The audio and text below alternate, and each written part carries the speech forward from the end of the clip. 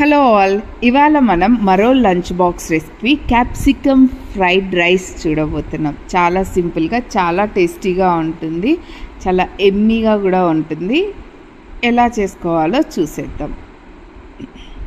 So దీనికోసం అయితే first మనం ఒక చిన్న బాండ్లీ పెట్టుకొని ఆ ప్యాన్లో మనకు మసాలాకు కావాల్సిన శనగపప్పు ఒక స్పూను, తర్వాత వచ్చేసి ఒక స్పూన్ మినప్పప్పు, ఆ తర్వాత కొంచెం జీలకర్ర, అలాగే కొన్ని మిరియాలు, ధనియాలు అన్నీ వేసుకొని బాగా వేయించుకోవాలన్నమాట. సో ఇలా బాగా వేయించుకొని అవి మంచి అరోమా రావాలి, మంచి స్మెల్ వస్తుంది.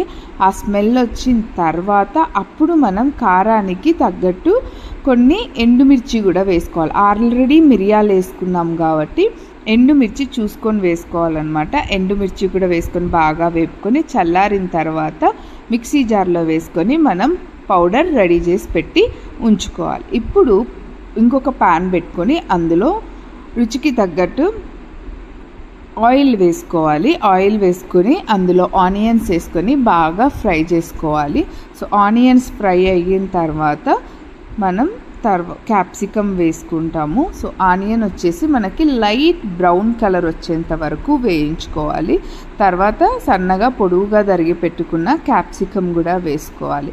వేసుకొని వేయించుకొని ఇందులో మనం ఒక స్పూను ఉప్పు, అలాగే ఒక పావు స్పూను పసుపు రెండు వేసుకొని బాగా వేయించుకోవాలి. క్యాప్సికమ్ మరీ బాగా కుక్ అవ్వక్కర్లేదు, 70% కుక్ అయితే చాలు. మధ్య మధ్యలో తినేటప్పుడు రైస్లో క్రంచీగా తగులుతూ ఉంటేనే టేస్ట్ బాగుంటుంది. సో ఒక 70% కుక్ అయిన తర్వాత మనం ఆల్రెడీ కుక్ చేసి పెట్టుకున్న అన్నం వేసుకొని తర్వాత మిక్సీ పట్టి పెట్టుకున్న మసాలా పౌడర్ కూడా యాడ్ చేసుకోవాలి.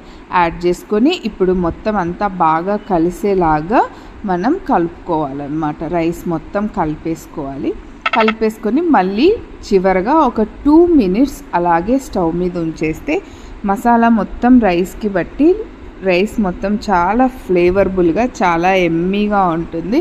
లంచ్ బాక్స్లలోకి చాలా బాగుంటుంది. రొటీన్గా పప్పులు కూరలు తిని బోర్ కొట్టినప్పుడు కూడా ఇది మీరు ట్రై చేయొచ్చు అనమాట. చాలా ఎమ్మీగా ఉంటుంది. ఇంతే, సింపుల్. సో మీరు కూడా చేసేసుకొని ఎలా ఉందో చెప్పేయండి. Please like and subscribe our channel. Bye bye.